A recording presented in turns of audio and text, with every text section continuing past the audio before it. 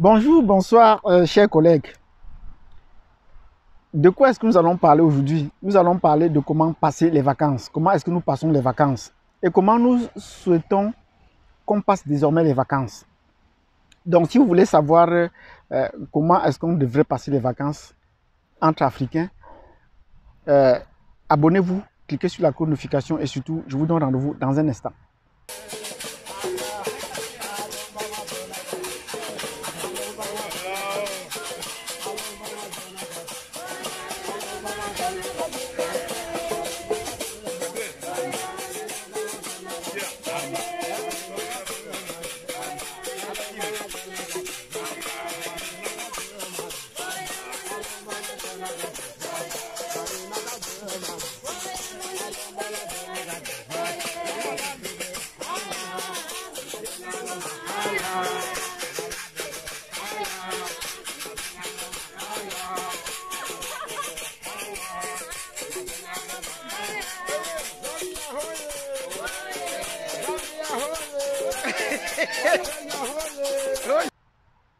Bienvenue donc sur cette chaîne où nous publions régulièrement des vidéos sur l'Afrique, sur l'Afrique francophone en particulier, et sur les Africains dans la diaspora, pour aider les uns et les autres à s'épanouir socialement et culturellement, et même du point de vue intellectuel.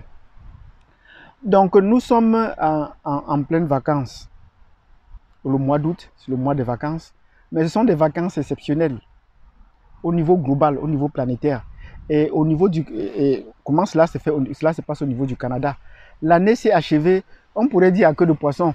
Donc certains ont arrêté le cours au mois de mars, d'autres ont arrêté au mois d'avril, d'autres ont arrêté un peu plus tôt. Et la reprise, entre-temps, certains ont repris en ligne, d'autres ont arrêté carrément pour reprendre à la fin du mois d'août, et d'autres vont reprendre en septembre. Et les débats ont lieu. Est-ce que cela aura lieu en présentiel?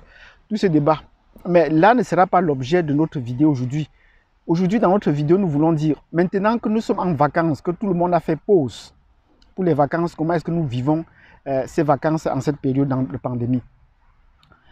L'année dernière déjà, où les vacances passées, j'avais déjà mis un lien de Airbnb pour encourager les Africains à s'abonner, pour encourager les collègues à s'abonner, ce qui devait les pousser à pouvoir se déplacer aisément, soit au Canada, soit hors du Canada. Donc, vous n'aurez plus à avoir le souci d'hébergement. Ah, je voudrais aller à Belize ces temps-ci. J'ai appris que Belize, c'est un pays où il y a beaucoup d'Africains en Amérique centrale où on parle anglais. Donc, c'est intéressant que je le visite. Là, je n'ai pas de souci. Avec un abonnement à Airbnb, je n'ai pas de souci d'y aller. Je suis allé d'ailleurs au Kenya l'année passée grâce à ces liens-là. Il y a également des liens qui permettent également d'avoir des billets d'avion moins chers. Mais il faudrait bien que nous adhérions à ces liens pour le connaître. C'est ça qui favorise le tourisme. Donc les touristes européens ont ces facilités-là parce qu'ils ont des liens qui les permettent de voyager. Donc j'encouragerai les Africains francophones au Canada à être un peu plus mobiles. Parce qu'on n'apprend pas toujours à travers les livres ou à travers ce qu'on entend. On apprend aussi à travers le vécu, à ce qu'on voit. Donc il faudrait se déplacer plus régulièrement chaque fois que l'occasion nous est donnée. Au Canada, également à l'extérieur du Canada, avant de revenir. Ça permet également de se ressourcer. Donc, quand on se ressource, on devient un peu plus requinqué et on peut travailler de façon plus épanouie. Mais comment est-ce que nous allons vivre ces vacances au Canada? J'ai lancé l'idée pour qu'on fasse des échanges. Des échanges pour qu'on échange sur des thématiques qui ne sont pas courantes. Par exemple, j'ai posé la question, nous avons bien fait des quiz. Il y a eu des quiz. Ces quiz ont un peu animé la plateforme. Mais nous aurons bien souhaité que cela continue. Donc, si des gens ont des quiz de ce genre, qu'ils essaient de mettre sur la plateforme. Pour ma part, en tant que géographe, en tant que j'ai fait dans les études de sciences sociales, j'ai mis un quiz sur lequel j'aurais voulu qu'on échange. Mais peut-être ce quiz n'a pas été aussi intéressant. Le quiz portait sur la forme de la Terre. Quelle est la forme de la Terre? J'aurais souhaité les gens répondre par plate ou que la Terre est ronde. Et là, ça doit peut-être nourrir les échanges au moment de donner le résultat final. Parce qu'il est intéressant pour nous, les enseignants francophones d'Afrique, de pouvoir lancer un coup d'œil, de pouvoir faire un brainstorming sur des choses qu'on n'enseigne pas à l'école. On n'enseigne pas tout à l'école. Et nous, en tant qu'éducateurs, nous avons reçu des enseignements qui sont limités. C'est ça que nous transmettons. mais on n'enseigne pas. Il y a un savoir-être déjà que nous n'avons pas déjà reçu, déjà sur le continent africain, et donc transmet très peu. Je vais prendre par exemple, quand on enseigne, quand on fait des enseignements basés sur les compétences essentielles, il y a un aspect qu'on appelle la communication. Mais vous savez que vous et moi, qu'en Afrique, le domaine de la communication est un domaine non seulement réservé, mais la démarche sur la communication n'est pas toujours celle qui est la nôtre ici. On n'encourage pas la communication, on n'encourage pas les gens à communiquer. On encourage plutôt les gens à se taire. On encourage les gens à se taire et à comprendre. Ben, jusqu'à quand est-ce qu'on va se taire et en comprendre? Mais quand on arrive maintenant dans un contexte comme le contexte canadien, on encourage l'enfant à s'exprimer, on encourage l'enfant à communiquer, à dire son ressenti, à dire son vécu, à partager, à questionner les choses.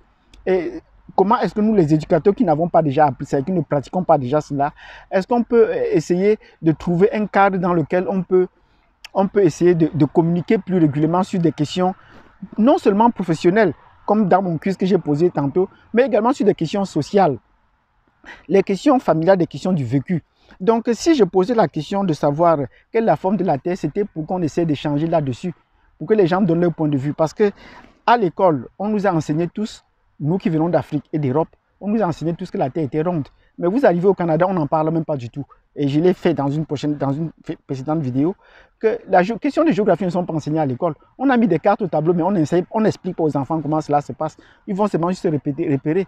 Mais pourquoi est-ce qu'on n'enseigne pas la géographie au Canada? Ça sont des questions qu'on pouvait essayer, par exemple, essayer d'échanger.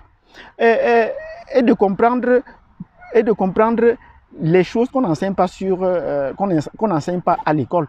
Et donc, il serait important que nous sachions, même si on n'enseigne pas, il faudrait que nous le sachions. Pourquoi on n'enseigne pas que la Terre est plate? Pourquoi on n'enseigne pas cette attitude-là? Pourtant, il y a des éléments qui le prouvent et dont nous côtoyons tous les jours, mais on fait semblant d'ignorer parce qu'on n'attire pas notre attention là. On vous dit que ce n'est pas important. Il en est de même sur le plan social.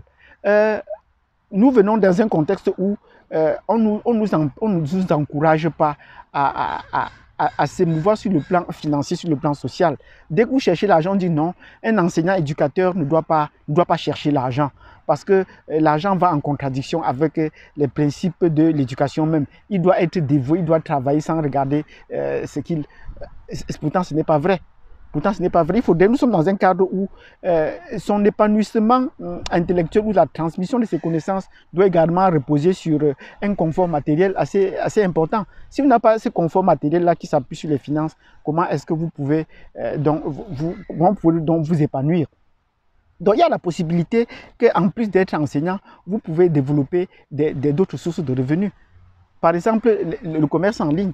Vous pouvez peut-être, quand vous rentrez à la maison tous les soirs, travailler 2 heures en ligne. Ça sont des thèmes sur lesquels j'aurais souhaité qu'on essaie d'échanger. Quelles sont les opportunités que nous offre donc le travail en ligne?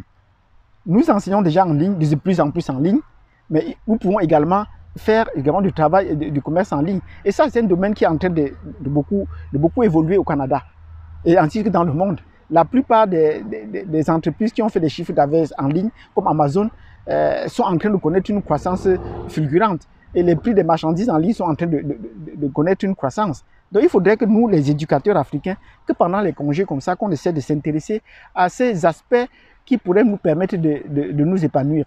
Le dernier aspect sur lequel je vais parler et sur lequel on pourra revenir en détail, c'est sur l'aspect social. Sur l'aspect juridique plus précisément. Nous arrivons dans un contexte où les lois sont importantes. Il faut connaître les lois, il faut connaître le système de loi. La société canadienne est régie par un système juridique, par un système de loi dont nous ne sommes pas toujours très à l'aise là-dedans parce que le contexte dans lequel nous venons ne nous permet pas de faire ça. On dit non, focalisez-vous sur la pédagogie, sur l'éducation, c'est ça qui est important. Et chaque fois que vous tombez sur le coup de la loi, vous n'avez qu'à prendre ça à vos dépens. Or, ici au Canada, il est important de connaître le système juridique dans lequel on fonctionne. Mais nous ne pourrons pas rentrer à l'école pour cela. Et dans les précédentes vidéos, j'avais déjà encouragé les Africains et tous les immigrants qui arrivent au Canada, les Africains francophones, les immigrants qui arrivent au Canada, de pouvoir s'inspirer ou de pouvoir s'immiscer dans le système juridique. Il faut connaître les lois qui nous gouvernent. Et on dit bien, nul n'est censé ignorer la loi. Nul n'est censé ignorer la loi. Mais pour nous, les Africains, ce plus important, c'est de pouvoir comprendre qu'il faut que chaque éducateur ait un avocat. Il faut que chaque éducateur ait un avocat, un conseiller juridique pour le défendre. Et généralement, ici, ce n'est pas un avocat. Ce n'est pas parce que vous connaissez un avocat que c'est suffisant. Non, ce n'est pas suffisant. parce que connaître un avocat, c'est bien. Mais si vous avez une assurance juridique, une protection juridique qui vous met en contact avec un cabinet d'avocats, c'est plusieurs personnes qui pourraient gérer votre dossier suivant les circonstances. Je prends un exemple. Si vous avez par exemple à écrire votre testament, ce n'est pas à votre frère du village qui est avocat qui va s'en charger de cela. Parce que, par exemple, il peut mourir avant vous et la transmission du dossier peut poser des problèmes. Or, quand vous avez une assurance juridique, une protection juridique, en rédigeant votre testament, c'est un cabinet qui le gère. Même si l'avocat qui était chargé du dossier meurt, le cabinet va prendre la succession ensuite. Donc, il est important que chaque Africain enseignant ait un avocat. Mais l'avocat est plus important sur le point de nos contrats professionnels. Plus important. Combien d'Africains perdent leur travail chaque année parce qu'on ne renouvelle pas leur contrat, parce qu'on résilie leur contrat abusivement? Est-ce qu'à ma connaissance, est-ce qu'à notre connaissance, vous connaissez un Africain qui n'a pas été abusé au Canada? Dites-le. Parce que même le Premier ministre a reconnu qu'il y a un racisme juridique systémique au Canada.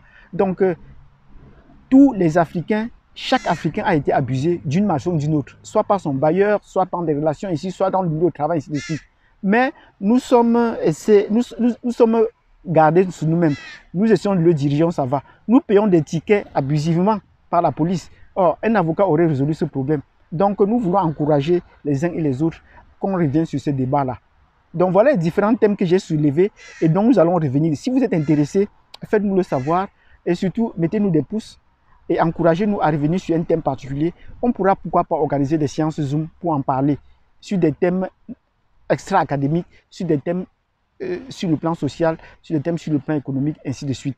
Et la période de vacances est indiquée pour tout cela. Donc, si vous avez aimé cette vidéo, chers collègues, abonnez-vous, cliquez sur la cloche de notification et nous allons revenir dans la prochaine vidéo sur les différents domaines. Comment est-ce qu'on peut encourager les autres enseignants à revenir au Canada et comment est-ce qu'on peut s'organiser davantage. Merci de m'avoir suivi jusqu'au bout. Je vous donne rendez-vous à la prochaine vidéo.